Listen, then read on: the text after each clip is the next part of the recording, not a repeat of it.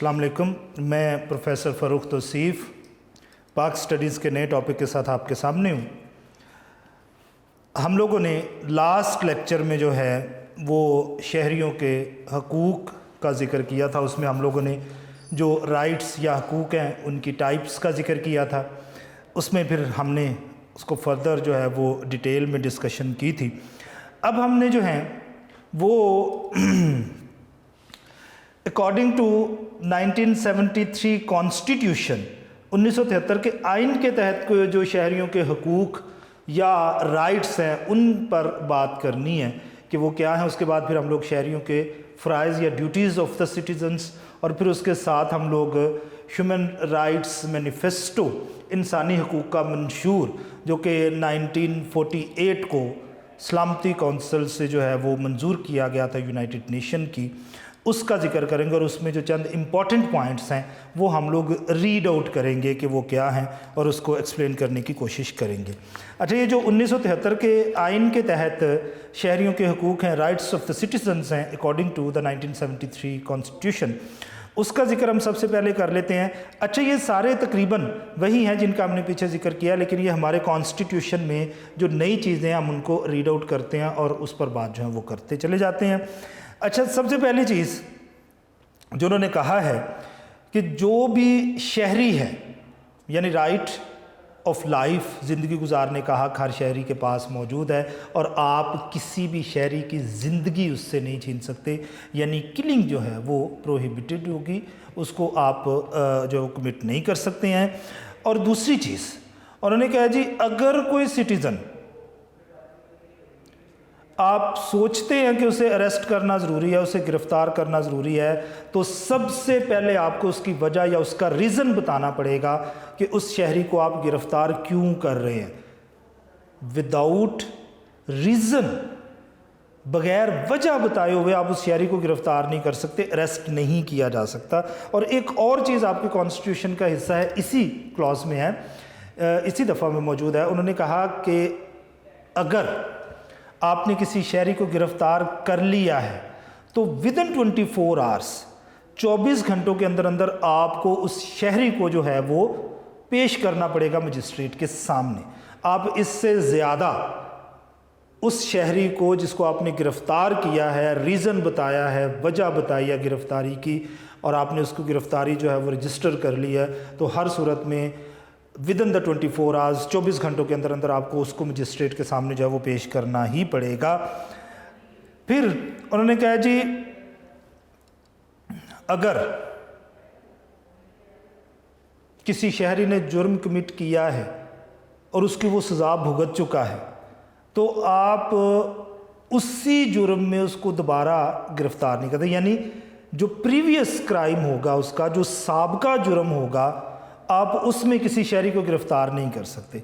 अब साबका जुर्म से मुराद ये हरगिज़ नहीं है, ये प्रीवियस क्रिमिनल एक्टिविटी जो उसने कर रखी है उसका हरगिज़ मतलब ये नहीं है कि कर ली, वो बच के निकल गया, अब दोबारा जब तक वो कोई जुर्म नहीं करता आप उसे नहीं पकड़ सकते।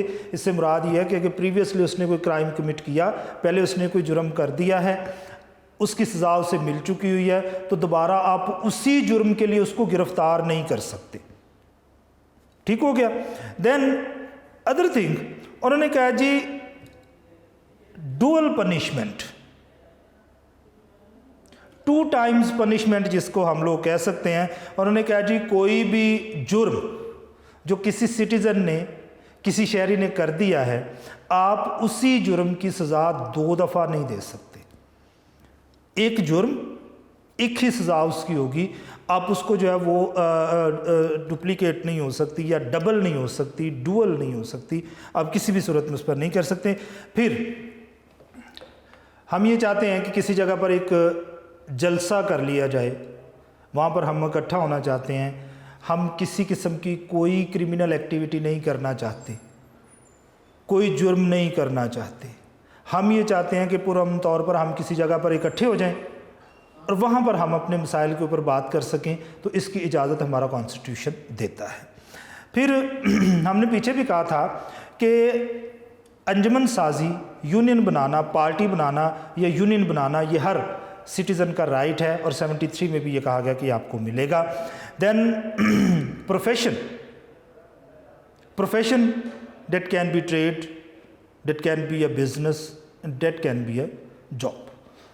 नौकरी हो सकती है, तिजारत हो सकती है, कोई भी कारोबार हो सकता है। तो उन्होंने कहा जी इसकी इजाज़त होगी, आप किसी भी प्रोफेशन में जा सकते हैं, लेकिन इसके साथ शर्त जो है वो लीगल होना ज़रूरी है, जायज़ काम कर सकते हैं।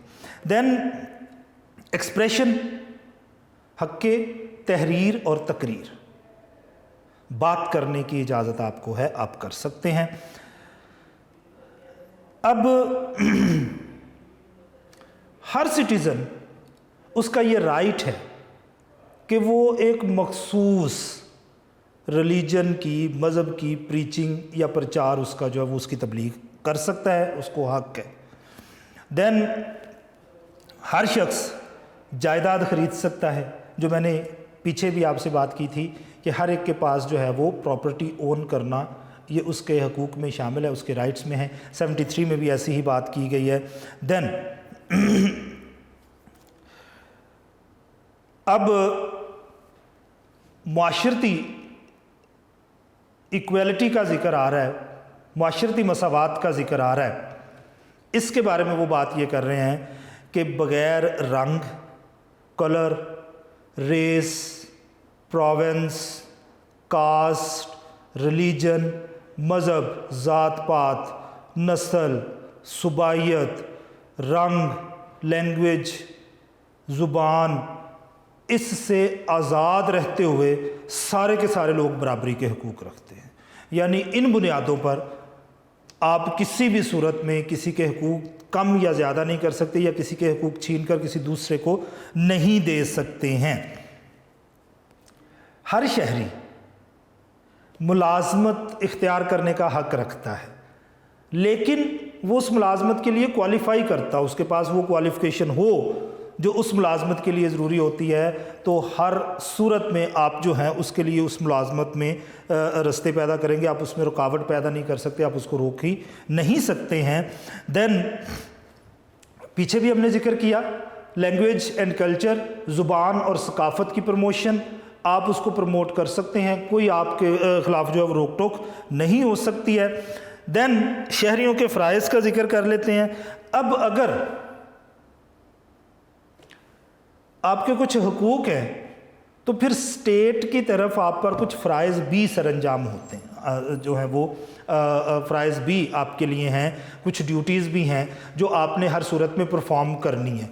अब अगर आप ये कहते हैं कि राइट्स जो हैं वो तो आपको स्टेट डिलीवर करती रहे, लेकिन आप ड्यूटीज़ परफॉर्म नहीं करते हैं, तो ऐसी सूरत में आप राइट्स भी लेने के हकदार नहीं समझे जाएंगे, क्योंकि आप अपनी ड्यूटीज़ परफॉर्म नहीं कर रहे।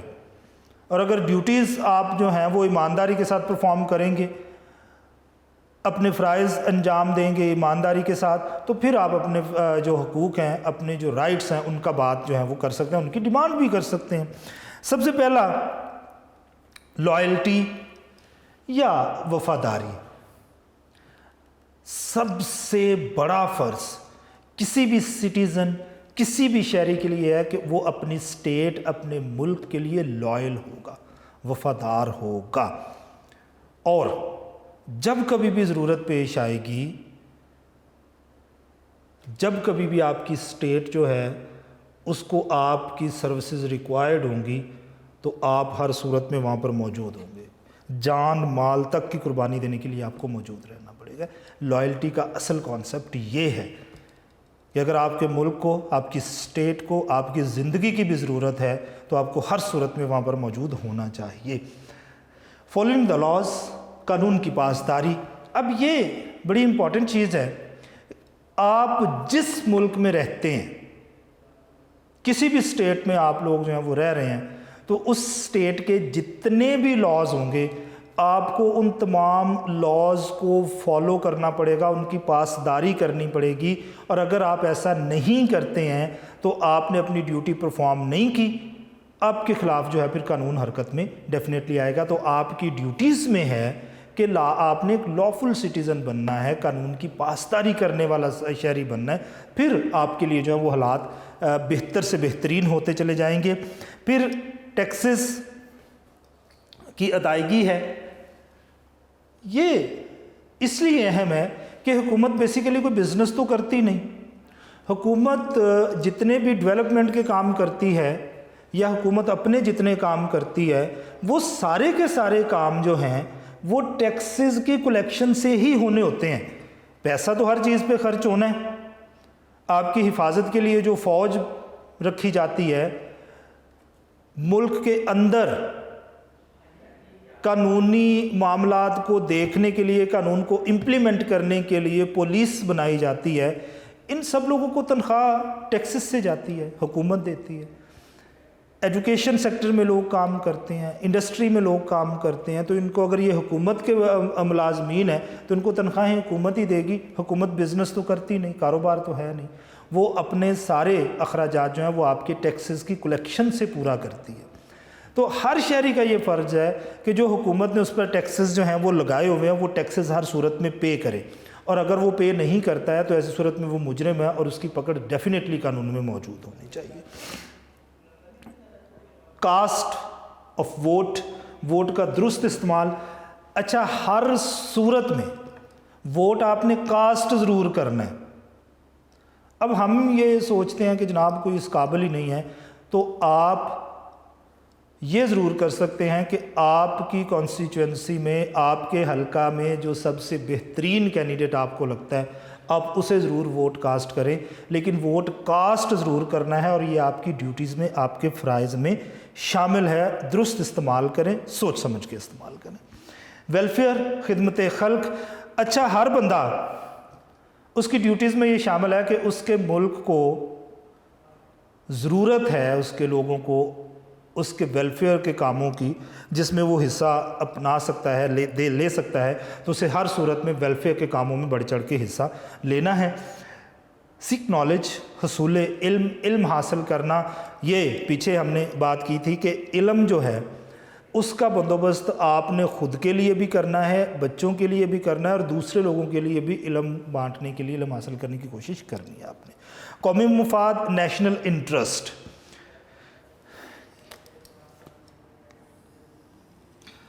سب سے زیادہ خرابیاں وہ شخص، وہ سٹیزن، وہ ہیومن بینگ جو ہے وہ پیدا کرتا ہے جو نیشنل انٹرسٹ پہ، پرسنل انٹرسٹ کو جو ہے وہ اہمیت دیتا ہے. قومی مفاد پر ذاتی مفاد کو جو ہے وہ اہمیت دیتا ہے، تو وہ قوم کے لیے نقصان دہ ہوتا ہے، اور سب سے زیادہ خرابیاں پھر یہاں سے پیدا ہونا شروع ہو جاتی ہیں. تو اس میں یہ کہا جاتا ہے کہ آپ کی ڈیوٹیز میں یہ شامل ہے کہ آپ نے اپنے پرسنل انٹرسٹ پر نیشنل انٹرسٹ کو فوقیت دینی ہے. ذاتی مفاد پر قومی مفاد کو جب تک آپ لوگ جو ہیں وہ فوقیت نہیں دیں گے، تو ایسی صورت میں ترجیح نہیں دیتے، پریورٹی نہیں دیتے، تو ان دیٹ کیس آپ کے ملک میں جو خرابیاں پیدا ہوں گی آپ اس کو روکنے کا سوچ بھی نہیں سکتے. یہ خرابیاں ہر صورت میں ہوں گی، ہر صورت میں پیدا ہوں گی، اور آپ آگے کی طرف جو وہ ترقی نہیں کر سکیں گے. یہ بڑا امپورٹنٹ چیزیں ہوتی ہیں جن کو ہم نے ڈسکس کرنا ہوتا ہے. اب دیکھیں، کسی جگہ پر آپ کا پرسنل انٹرسٹ اور نیشنل انٹرسٹ ایک دوسرے کے سامنے آ جاتے ہیں، تو پھر آپ کیا کرتے ہیں؟ یہاں پر ہم لوگ پھر کیا کرتے ہیں کہ جو پرسنل انٹرسٹ ہوتا ہے اس کی طرف جاتے ہیں، نیشنل انٹرسٹ کی طرف جانا پسند نہیں کرتے. تو یہ ایک نیگیٹو اپروچ ہے جو کہ آپ کی ڈیوٹیز کے اگینسٹ ہے. آپ کو ہر صورت میں یہ کوشش کرنی ہے کہ نیشنل انٹرسٹ کو جو ہے وہ پریورٹی پہ رکھیں اپنے پرسنل انٹرسٹ پر، تب ہی آپ ایک لائل سٹیزن جو ہیں وہ اس ملک کے ہو سکتے ہیں. اور اگر پرسنل انٹرسٹ آپ کی ترجیحات میں ہے، پریورٹیز میں ہے، تو پھر ایسا کسی بھی صورت جو ہے وہ نہیں ہو سکتا ہے. اب یہاں پر نیچے اسی طرح سے 1973 کے آئین کے تحت شہریوں کے جو حقوق ہیں ان کے ساتھ یہاں پر فرائض کا بھی ذکر ہے، اور وہ فرائض بھی ایگزیکٹلی یہی والے ہیں جن کا ہم لوگ یہاں پر ذکر کر چکے ہیں. تو اگر آپ کو 1973 کے کانسٹیٹیوشن کے تحت بھی فرائض کے بارے میں پوچھا جائے تو آپ یہ بات جو ہے وہ کر سکتے ہیں کہ یہی جو ہیں وہ اس میں آتے ہیں. تو آپ انہی کو جو ہے وہ 1973 کا جو کانسٹیٹیوشن ہے ان پر پورا کرتے ہیں. اب یہاں پر یہ یاد رکھیے گا کہ جو سٹیزنز ہیں، ایسے شہری، دو سٹیزنز جو کہ اپنی ڈیوٹیز پرفارم نہیں کرتے، وہ نہ صرف اپنے مجرم ہیں، ملک کے مجرم ہیں، بلکہ اس کے ساتھ ساتھ اس ساری قوم کے بھی مجرم ہیں. क्योंकि जो बंदा भी ईमानदारी से अपनी ड्यूटीज़ परफॉर्म नहीं करता, इसका मतलब ये है कि वो कहीं पर ख़राबियाँ पैदा कर रहा है, डैमेज कर रहा है इस मुल्क को। तो ऐसी सूरत में मामला जो है वो ख़राब से ख़राब तर होते चले जाएंगे। अच्छा, अब हमने ज़िक्र करना है human rights manifesto of United Nations, अक़वाम मुत्तहिदा का जो इंसानी हकूक़ का मंशूर है उसका ज़िक्र करना है। ये 10 दिसंबर 1948 10th ऑफ दिसंबर 1948 को जो है वो सलामती कौंसिल से ये मंजूर किया गया। अब इस मंशूर में कोशिश क्या की गई। अच्छा, 1946 में अक़वाम मुत्तहिदा की सलामती कौंसिल जो इदारा है उसने एक कमेटी बनाई और उस कमेटी के ज़िम्मे ये काम लगाया कि आपने एक ह्यूमन राइट्स का ऐसा मंशूर या मैनिफेस्टो तैयार करना है जिसमें किसी भी रीजनल, किसी भी लिंग्विस्टिक, किसी भी रिलीजियस जो मामलात हैं यानी मजहबी, इलाकाई और ज़ुबानी या नस्ली जो बुनियादें हैं इनसे ये आज़ाद होना चाहिए। और जितनी भी कंट्रीज़ यूनाइटेड नेशंस की मेंबर्स हैं उन तमाम की तमाम कंट्रीज़ का जो है वो यहाँ पर नुमाइंदगी होनी चाहिए, यानी किसी के हकूक़ की खिलाफ वर्जी भी ना हो और किसी की दिल आज़ारी भी ना हो। अब 58 कंट्रीज़, 58 ममालिक जो हैं उस वक़्त इसके जो हैं वो मेंबर हैं यूनाइटेड नेशंस के। अब इन 58 ममालिक में सारे ही कॉन्टिनेंट के लोग हैं, हर रिलीजन से ताल्लुक़ रखने वाले लोग भी हैं इसमें शामिल हैं, हर ज़ुबान बोलने वाला बंदा है, किसी भी मज़हब से ताल्लुक़ रखने वाला बंदा है। तो इसने इसमें ये कोशिश की है कि हम लोग ऐसा मैनिफेस्टो बनाएं जिसमें किसी की भी मज़हब से रिलेटेड, ज़ुबान से रिलेटेड, नस्ल से रिलेटेड कोई मालूमात जो है वो ख़राबी की तरफ नहीं जानी चाहिए। अब इसको तैयार होने में तकरीबन 2 साल का अरसा लगा और ये 10 दिसंबर 1948 10 दिसंबर 1948 को जो है वो सलामती कौंसिल से इसको जो है वो मंजूर किया गया। और इसमें कोशिश ये की गई कि हर सूरत में जो इंसानी इज़्ज़त और वक़ार है, जो प्रेस्टीज है इंसान की, उसको किसी सूरत जो है वो डैमेज या नुकसान नहीं होना चाहिए। अब हम इसकी जो क्लॉज हैं, दफ़ात हैं, उनको पढ़ते हैं, रीड आउट करते हैं और साथ साथ बात करते चले जाते हैं। अब ये कहते हैं कि जितने भी इंसान हैं वो आज़ाद पैदा होते हैं। ठीक हो गया। अब इनको ये क्यों कहना पड़ रहा है? इसलिए कि अभी तक दुनिया के किसी ना किसी मुल्क में किसी ना किसी तरीके से स्लेवरी, गुलामी का कॉन्सेप्ट मौजूद है। तो उन्होंने कहा जी जो बंदा पैदा होगा वो आज़ाद पैदा होगा, आज़ादी जो है वो उसके हकूक़ में शामिल है। और फिर कहा कि वो सारे के सारे इक्वल हैं, बराबर हैं, भाईचारा, मसावात का कॉन्सेप्ट जो है वो इक्वलिटी, ये सारा इसमें जो है वो होगा। फिर उन्होंने कहा कि without the discrimination of colour, race, religion, faith, तमाम के तमाम लोग जो हैं वो बराबर हैं, एक जैसे हुकूक उनको हासिल हैं। और बैनुल अक़वामी सतह पर, इंटरनेशनल लेवल पर सब लोगों को बराबरी के हकूक़ हासिल हैं। ऐसा नहीं हो सकता कि किसी पाकिस्तानी के हकूक़ यूनाइटेड नेशंस में कम हैं और किसी अमेरिकन के हकूक़, राइट्स वो पाकिस्तानी से ज़्यादा होंगे। नहीं, यूनाइटेड नेशन के अकॉर्डिंगली दुनिया की हर जगह पर जो भी शहरी होगा उसको बराबरी के हकूक़ हासिल होंगे। देन उन्होंने कहा जी हर शख्स उसके ये हकूक़ में शामिल है कि वो अपनी आज़ादी और अपनी जान की हिफाजत कर सके, उसका दिफा कर सके, डिफेंड कर सके। अगर कोई आपको मारने के लिए आया है तो आप सेल्फ़ डिफेंस कर सकते हैं। आपकी आज़ादी छीनने के लिए कोई आया है तो आप उसका दिफा कर सकते हैं। अब दिफा करते हुए, डिफेंड करते हुए बहुत सारे मामलात ख़राब भी हो सकते हैं, लेकिन इसके बारे में आप किसी भी सूरत ये नहीं कह सकते हैं कि उसको मामला जो है वो संजीदा होगा। अच्छा, देन अब जो बात मैंने पहले हिस्से में की थी, यहाँ पर उसको मज़ीद वो बेहतर करके बयान कर रहे हैं कि आप किसी भी शख्स को ग़ुलाम बना के नहीं रख सकते हैं। ठीक हो गया। कोई भी बंदा स्लेव नहीं बनाया जाएगा और ट्रेड ऑफ स्लेव्स बैंड है। انہوں نے کہا جی آج سے کسی بھی صورت میں غلاموں کی جو تجارت ہے اس کو بند کر دیا گیا ہے، بین کر دیا گیا ہے۔ یعنی اب آپ نے دیکھا ہے کہ کسی نہ کسی طریقے سے، یعنی اس وقت تک وہاں پر موجود تھا غلامی کا کانسیپٹ، سلیوری کا کانسیپٹ، اور لوگ غلام خریدتے اور بیچتے ہوں گے، تو اسی لیے تو ان کو ضرورت پیش آئی ہے کہنے کے لیے۔ پھر کہتے ہیں کہ ذلت امیز رویہ، یہ بڑی امپورٹنٹ چیز ہے کہ آپ کسی کی بھی عزت نفس جو ہے اس کو ہرٹ نہیں کر سکتے۔ ٹھیک ہو گیا؟ پریسٹیج جو ہے وہ ہرٹ نہیں ہوگی، آپ کو ہر صورت میں اس کا خیال رکھنا ہوگا۔ دین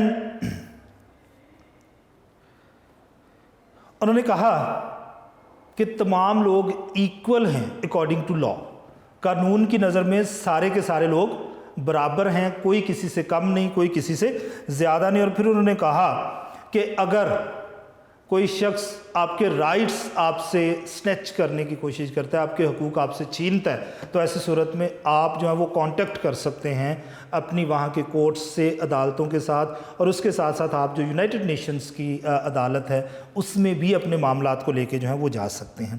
پھر وہ کہہ رہے ہیں کہ آمرانہ طریقے سے، ٹھیک ہو گیا، آمرانہ طریقے سے وہ کہہ رہے ہیں کہ مارشل لا جو ہے اس کے اکارڈنگلی، اب آمرانہ رویہ یہ ہوتا ہے کہ ہر بندہ ہی فیصلے کرنے کا، ایک ہی بندہ جو ہے وہ ہر فیصلہ کرنے کا حق اپنے پاس رکھتا ہے، تو وہ کہتے ہیں جب زبردستی کسی کو بغیر وجہ بتائے، بغیر کسی جرم کے نہ تو گرفتار کر سکتے ہیں، نہ اسے نظر بند کر سکتے ہیں، نہ اریسٹ ہو سکتا ہے، نہ سیج ہو سکتا ہے، اور نہ ہی جو ہے وہ اس کو آپ جلا وطن کر سکتے ہیں، یعنی اپنے ملک سے نہیں نکال سکتے ہیں۔ دین انہوں نے کہا ہر بندہ یہ حق رکھتا ہے کہ اگر اس پر کوئی الزام لگایا ہے تو وہ اس کا دفاع، اس کا ڈیفنس جو ہے وہ نیوٹرل عدالت میں کروائے گا، ان کورٹس میں کرے گا جو کہ غیر جانبدار ہوں گی، اس کو یہ حق حاصل ہے۔ پھر انہوں نے کہا جی ہر بندے کی ایک پرسنل لائف ہے، اور کوئی بندہ اس کی ذاتی زندگی میں، اس کی پرسنل لائف میں انٹرفیئر نہیں کرے گا، اور اگر اس کی پرسنل لائف میں انٹرفیئر کیا جاتا ہے، ذاتی زندگی میں دخل اندازی کی جاتی ہے، تو وہ اس کے خلاف بھی عدالت سے، کورٹ سے جو ہے وہ رجوع کر سکتا ہے۔ پھر انہوں نے کہا آپ کسی بھی ملک کے سٹیزن ہیں، کسی بھی ملک کے شہری ہیں، آپ اس ملک میں within that country, within that state, یا آؤٹ سائڈ دیٹ اسٹیٹ، کسی دوسری اسٹیٹ میں، اس ملک سے باہر کسی ریاست میں اگر آپ لوگ رہائش اختیار کرنا چاہتے ہیں، ریزیڈنس چاہتے ہیں، تو آپ ایسا کر سکتے ہیں، کوئی روک ٹوک آپ کے لیے نہیں ہوگی۔ دین یہ بڑی دلچسپ بات ہے، انہوں نے کہا جی اگر کسی بندے پر الزام لگ گیا ہے کہ اس نے یہ کرائم کمٹ کیا ہے، تب تک وہ بندہ بے قصور ہے، انوسینٹ ہے، جب تک آپ پروو نہیں کر لیتے کہ اس نے یہ جرم کیا ہے۔ ملزم ہے، الزام لگا ہے، لیکن ابھی تک اس پر وہ الزام ثابت نہیں ہوا، تو اس کا مطلب یہ ہے کہ اس نے ابھی تک اس نے جرم نہیں کیا، وہ انوسینٹ ہے۔ آپ اگر اس کا جرم اس پر ثابت کر لیں تو وہ انوسینٹ نہیں ہے، وہ مجرم ہے، آپ اس کو سزا دے سکتے ہیں۔ پھر انہوں نے کہا جی اگر آپ کو یہ اندیشہ ہے، آپ کی زندگی خطرے میں ہے، تو ایسی صورت میں آپ کسی بھی دوسرے ملک میں پناہ لے سکتے ہیں، اور دوسرا ملک آپ کو اسائلم دے گا۔ آپ کو لائف تھریٹ ہے، لائف تھریٹ سے بچنے کے لیے آپ اگر یہ چاہتے ہیں کہ میں کسی دوسرے ملک میں چلا جاؤں، اس کے لیے آپ وہاں پر اپلائی کریں گے، اور وہ ملک جو ہے وہ آپ کو وہ اسائلم جو ہے وہ پرووائڈ کرے گا، وہ آپ کو دے گا وہ پناہ جو ہے۔ قومیت کا حق ہے، یعنی نیشنلٹی، ہر فرد، ہر سٹیزن کو نیشنلٹی کا، قومیت کا حق جو ہے وہ حاصل ہے۔ اب وہ کہا ہے کہ جو بالغ مرد یا عورت ہے، یہ بھی بڑا امپورٹنٹ ہے، اسلام میں اس کے بہت سارے حصے کی اجازت نہیں ہے۔ انہوں نے کہا جی کوئی بھی بالغ مرد یا عورت ہوگا، وہ کسی بھی مذہب، کسی بھی نسل کے ماننے والے بندے سے شادی کر سکتے ہیں۔ اب یہاں پر مذہب کے بارے میں بات جو ہے وہ اسلام کچھ اور طریقے سے کرتا ہے، یہاں پر یہ کی گئی۔ اب انہوں نے کہا جی ایک ینگسٹر ہے، وہ چاہے میل ہو فیمیل ہو، اگر اور وہ شادی کرنا چاہتے ہیں تو وہ کسی بھی قبیلے میں، نسل میں، کسی بھی مذہب میں شادی جو ہے وہ کر سکتے ہیں۔ دین پھر یہاں پر جائیداد کا، پراپرٹی کا انہوں نے ذکر کیا ہے کہ ہر بندہ، ہر سٹیزن، ہر شہری جو ہے اس کے پاس یہ رائٹس ہیں کہ وہ پراپرٹی اون کرے، جائیداد اپنے نام پر رکھے یا پارٹنرشپ میں رکھے۔ پھر انہوں نے کہا جی آزادی اظہار رائے،